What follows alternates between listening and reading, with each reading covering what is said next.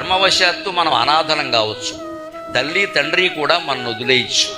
లేదు తల్లి వదిలేయచ్చు, తండ్రి ఒక్కడే ఉండొచ్చు, తండ్రి వదిలేయచ్చు, తల్లి ఒక్కరే ఉండొచ్చు. దురదృష్టవశాత్తు ఇద్దరూ లేకపోవచ్చు. ఇది మన దోషం కాదు. తర్వాత ఎదిగా కనీసం 16 ఏళ్ళు వచ్చాకైనా మనం ఎలా బతికామనేది మన దోషమేగా. ఇంకా వాళ్ళని అనుకుంటూ కూర్చుంటే అలాగా అది అయిపోయింది. అది అంచేది ఎప్పుడు కర్మ ప్రకారం నడిచేది వేరు, మన దోషాలు వేరు. మన దోషాలు మనం సరి చేసుకోవాలి. మనకి వ్యక్తిత్వం వచ్చింది, 20 ఏళ్ళు వయసు వచ్చింది, ఇంకా నా తల్లి ఏం చేసింది తండ్రి ఈ మాటలు అనవసరం. ఇప్పుడు ఇంకా అయిపోయింది. అది 20 ఏళ్ళు ఏంది 30 ఇంకా మాట్లాడకూడదు ఆ విషయం. ఇప్పుడు నీ బతుకు నువ్వేం చేసుకున్నావు? నీకు వయసు ఉంది, జ్ఞానం ఉంది, చక్కదిద్దుకోవచ్చు కదా.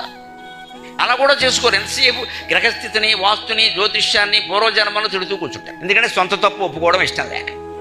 కర్మవశాత్తు మనం అనాథలం కావచ్చు, తల్లి తండ్రి కూడా మనం వదిలేయచ్చు.